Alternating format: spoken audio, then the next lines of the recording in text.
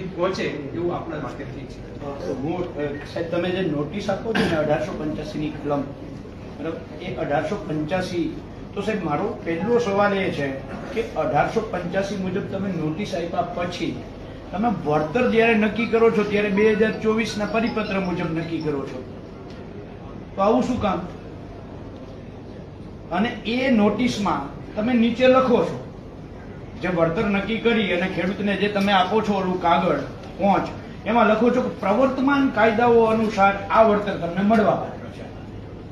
જ્યારે તમે પ્રવર્તમાન કાયદાઓ શબ્દ લખો છો, બરાબર છે, એમાં પરિપત્ર નથી લખતા, કારણ કે તમે વળતર અમને આપ્યું છે પરિપત્ર આધારિત, કાયદા આધારિત નથી આપ્યું.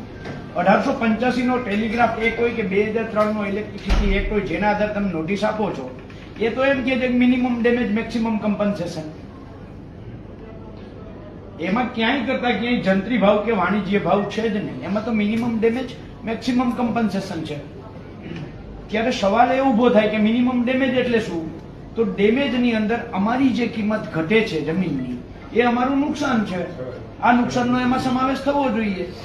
આ જ લાઈન અમારા ખેતરમાં 25 વર્ષ રહેવાની છે, એને હું કોઈ દિવસ બીની ખેતી નથી કરી શકવાનો. એની નીચે હું ઢારિયું, એકઢારિયું, મકાન, બોર, કૂવો, ગોદામ નથી કરી શકવાનો. એની નીચે મારે નાળિયેરીનો બગીચો કરવો છે, હું નથી કરી શકવાનો. મારી જમીન છે, તેમ છતાંય 25 વર્ષ સુધી હું જે નથી કરી શકવાનો, એ મારું નુકસાન છે. એ મારું જે નુકસાન છે, એ નુકસાનનું 25 વર્ષનું નુકસાન કાઉન્ટ શું કામ નથી થતું? જો તમે 1885 ટેલિગ્રાફ એક્ટ, જેને તમે પ્રવર્તમાન કાયદો કયો છો, જેને તમે 2003 ઇલેક્ટ્રિસિટી એક્ટ, જેને પ્રવર્તમાન કાયદો કયો છો, તો એ પ્રવર્તમાન કાયદા મુજબ તો નુકસાન કાઉન્ટ કરવાનું છે મારું. મિનિમમ ડેમેજ શબ્દ છે, તો એ મિનિમમ ડેમેજ ને આ ક્યાંય કરતા ક્યાંય ગણતરીમાં તો લેતા નથી. નંબર 2 છે આ હમણાં જે લાલજીભાઈ વાત કરી, કંપનીઓ જે ધંધો કરે છે, મને ભારતના બંધારણે મિલકત ધારણ કરવાનો અધિકાર આપ્યો છે, અને એ મિલકત ધારણ કરવાનો અધિકાર એમ કહે છે કે માનનીય કલેક્ટર સાહેબને પોતાના ધંધા કરવા માટે પાલભાઈની જમીનનો ઉપયોગ કરવો હોય તો પાલભાઈની જમીન કાં તો વેચાતી લેવી પડે અથવા તો ભાડે લેવી પડે. આ મારા મિલકત ધારણ કરવાનો અધિકાર મને કહે છે. તો એવી જ રીતે કંપનીઓને જો સેવા કરવી હોય, હું આખા ગુજરાતના એક ખેડૂતને પૂછ્યા વગર બાહેધરી આપું છું. આખા ગુજરાતના જેટલા ખેડૂતના ખેતરમાં તાર નાખવો હોય એટલા નાખી દો, થાંભલા ઉભા કરવા હોય એટલા ઉભા કરી લો. એક ખેડૂત રૂપિયો નહીં માગે, પણ શરત એટલી કે જેટલી વીજ કંપનીઓ વીજળી પેદા કરે એ એક પણ રૂપિયો સરકાર પાસેથી કોઈ પાસેથી લેવાની મફત વીજળી આપશે. અમારે ખેડૂતોને અમારે સેવા જ કરવી, ચલો સહમત, અમારે સેવા જ કરવી છે. અમારે આ 25 વર્ષની અમે 50 વર્ષનું લેખિત આપી દઈએ. કંપની લેખિત આપે કે અમે 1 રૂપિયો લેશું નહીં, ના સરકાર પાસેથી, જનતાની તિજોરીમાંથી કે કોઈ પણ પાસેથી, અમે સંપૂર્ણ મફત વીજળી આપશું. અમારે રાષ્ટ્ર સેવાનું કામ કરવું છે, તો અમને ખેડૂતોને રાષ્ટ્ર સેવાનો કામ કરવાનો એવો મોકો આપવામાં આવે સાહેબ, બરાબર, જ્યાં કંપનીઓના ખિસ્સા ભરાય અને અમને અમારી છાતી ઉપર 25 વર્ષ થાંભલા ઉભા થાય, આવી રાષ્ટ્ર સેવા અમને નથી જોતી. આ સરકારને અને કંપનીને મુબારક. ઉદ્યોગ સેવા, એટલે ઉદ્યોગ સેવા, બરાબર છે. એટલે આ એક સાહેબ મહત્વની વસ્તુ એ છે, જયારે અગાઉ પણ મેં જોયું, ખાખરેજી હોય કે વેજલપુર હોય, હું ત્યાં આવ્યો છું, પોલીસ પ્રોટેક્શન તમે આપો છો. ખાખરેજીના જ પોલની વાત કરું ત્યારે જે તે કલેક્ટર હતા ત્યારે વાત પણ મારે થઈ હતી. તમે સાહેબ એને 67 મીટરના આ કોરિડોરની મંજૂરી આપી છે. તમે એને મંજૂરી તો આ 67 મીટરના કોરિડોરની આપી છે, કારણ કે તમે જે વળતરનું લખ્યું છે એમાં લખ્યું છે કે 67 મીટરનો કોરિડોર. હવે આ 67 મીટરના કોરિડોરમાં આ થાંભલો ઉભો કરવા માટે આ કંપની અહીંયા તાણીઓ નાખે છે. અહીંયા તાણીઓ નાખવા માટે, બરાબર છે, એ ટ્રેક્ટર લઈ અને તાણીઓ ખેંચીને જાય, તાર ખેંચીને. તો અહીંયા તાણીઓ નાખો, આ તો તમારા હુકમબારની જગ્યા છે. તો કંપની અમારી પાસેથી વપરાશી હક તરીકે જગ્યા કેમ નથી લેતી? અને તમે પોલીસને સૂચના આપો કે આ 67 મીટરની બહાર 1 ફૂટ જો કંપની ઉપયોગ કરે તો ત્યાં ખેડૂતને પોલીસ પ્રોટેક્શન આપવું, કારણ કે આ તો અનધિકૃત પ્રવેશ છે, તમારા હુકમ બહાર પ્રવેશ છે. જ્યાં તમારા હુકમ બહાર પ્રવેશ કરે છે ત્યાં એને ખેડૂતને પોલીસ પ્રોટેક્શન મળવું જોઈએ. નંબર 3, સાહેબ અહીંયાથી આ હાઈવે છે, આ હાઈવે થી એને અહીંયા વાહન લઈ આવવું છે એ તમારા 67 મીટરના કોરિડોરમાં. આ જે વચ્ચેનો માર્ગ છે આ અમારા વાયુભાગનો છે. આ માર્ગ આજે અમારા હાથબારમાં બોલે છે. આમાં સરકારનો ક્યાંય જાહેર માર્ગ નથી. તો અહીંયા મારા કાકાનો દીકરો છે, અહીંયા આદાનો દીકરો છે, અહીંયા ભાઈનું ખેતર છે. આ ખેતરનો કંપનીએ ઉપયોગ કરવો હોય તો અમારી પાસેથી વપરાશી હક લેવો પડે. એના સિવાય કંપની અહીંયા આવી શકે નહીં મારા ખેતર સુધી. જ્યાં તમે હુકમ કર્યો છે ત્યાં એનું વાહન લઈને આવવું હોય તો વપરાશી હક આપવો પડે. જો આ ન કરે તો પોલીસ અહીંયા શું કામ કંપનીને પ્રોટેક્શન આપે છે? આ ખેતરનો હુકમ છે તમારો? નથી. તમારો હુકમ નથી તો પોલીસ અહીંયા પ્રોટેક્શન આપે છે. તેણે પૈસા લીધા છે કે પોલીસને કાયદાની ખબર નથી? બેમાંથી એક જ કારણ હોય. જો પૈસા લીધા હોય તો એઝ એ કલેક્ટર તમારે કાર્યવાહી કરવી જોઈએ, અને જો કાયદાની ખબર ના હોય તો એમને કયો અભ્યાસ કરે?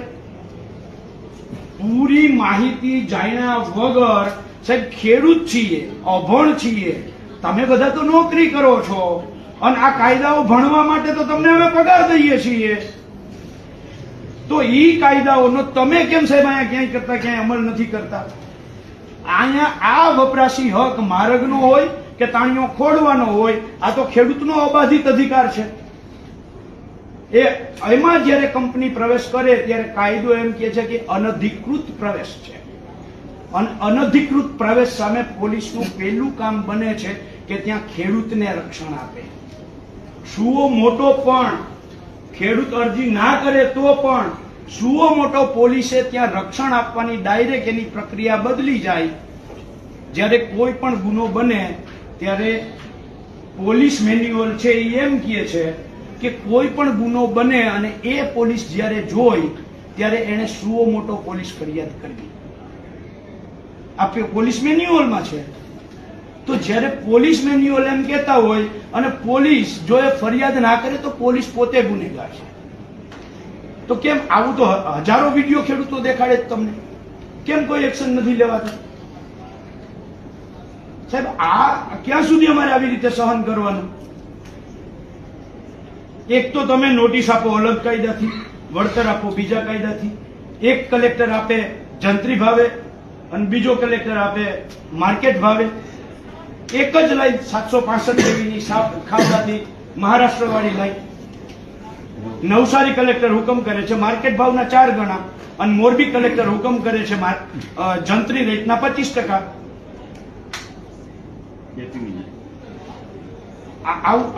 આવું એક જ રાજ્યમાં એક જ લાઈનમાં એક જ સરખો વીજ પ્રવાહમાં એક જ સરખી જગ્યા રોકતી વીજ લાઈનમાં ખેડૂતે તાલુકે જિલ્લે વળતર અલગ અલગ.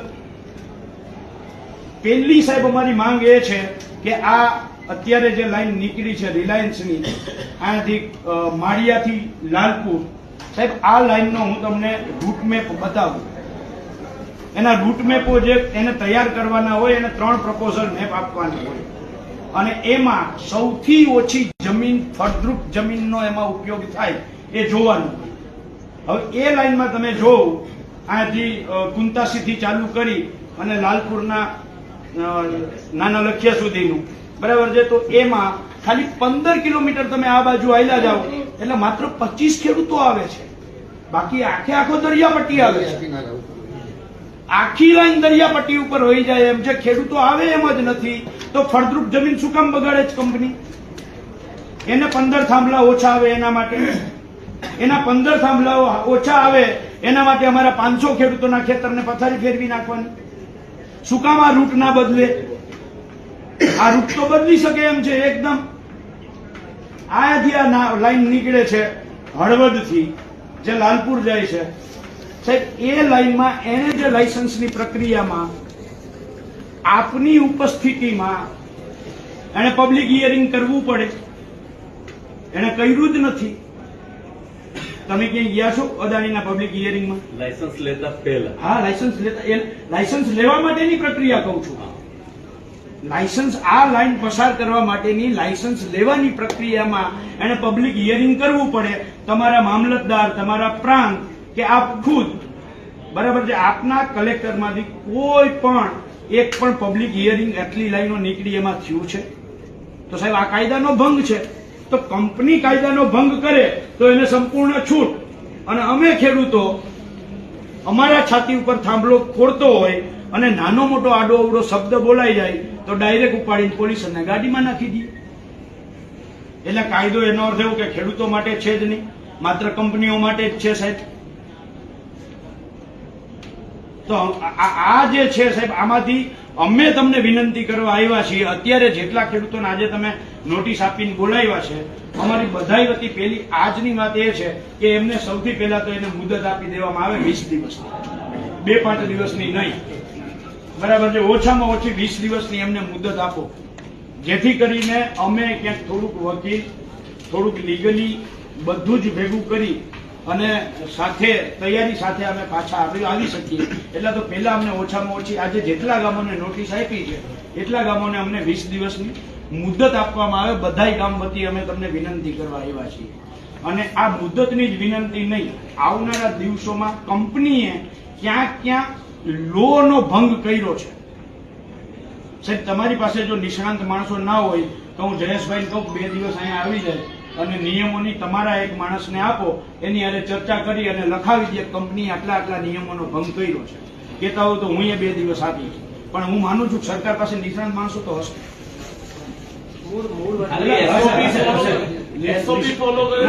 હશે કદાચ નહીં હોય તો એસઓપી આપી દઈએ, બધા જ કાયદાઓ આપી દઈએ ને હારે હારે એને શબ્દોની ક્યાંક ઘણી વાર એવું બને શબ્દોની મૂંઝવણ થતી હોય તો એના સરકારે જ નક્કી કરેલા શબ્દોનું ક્યાં શું કેવી રીતે અર્થઘટન કરવું એના માટેના પરિપત્રો પણ હારે લઈને આવીએ.